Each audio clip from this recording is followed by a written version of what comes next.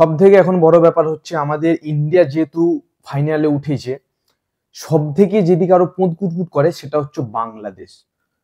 অবশ্য ওদের কাছে ওটা বাংলাদেশ, আমাদের বাংলাদেশ ওরফে কাংলাদেশ, কাঙালদেশ। সব থেকে বেশি পোঁত কুটকুট করছে ওদের। ইন্ডিয়া ফাইনালে উঠে গেল, আমরা উঠতে পারলুম নাই, তোমরা পারবে কোলাই, তোমাদের পিলার নাই, তো ক্যাসে উঠুম। বিপিএল, বিপিএল কথার অর্থ হচ্ছে বেকার প্রিমিয়ার লিগ।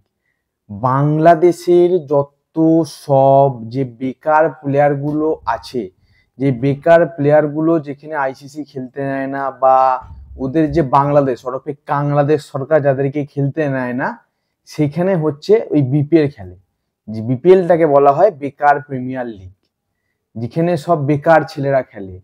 হ্যাঁ, যেখানে মানে বেকার তো বেকার, ব্যাট তো ছেড়ে দিন, মানে ক্রিকেট অর্থটাই জানে না যে ক্রিকেটটা কি। ওদের ওই একটা প্লেয়ারই ছিল কি সাকিব ড্যাশ ড্যাশ হাসান, তাকে তো ওরা দেশের বাইরে করে দিয়েছে। ওইটুকুই ওদের সম্পদ, হিরে যেটা জ্বলছিল সেটাও পুরোপুরি নেমে গেছে। যাক, এ সম্বন্ধে আর বাংলাদেশকে নিয়ে বলার মতো আমার আর কিছু নেই।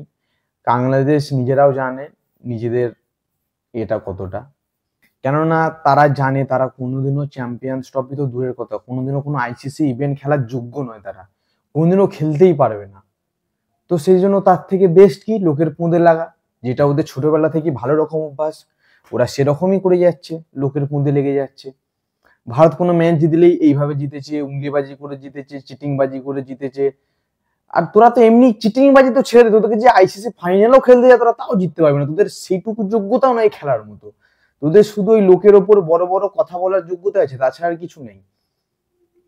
তোদের বিপিএল এ যে টাকাটা ইনভেস্ট করা হয় না, আমাদের আইপিএল এ সেই টাকাটা একটা প্লেয়ার স্যালারি নেয়, একটা গোটা সিজন সেই টাকাটা নেয়।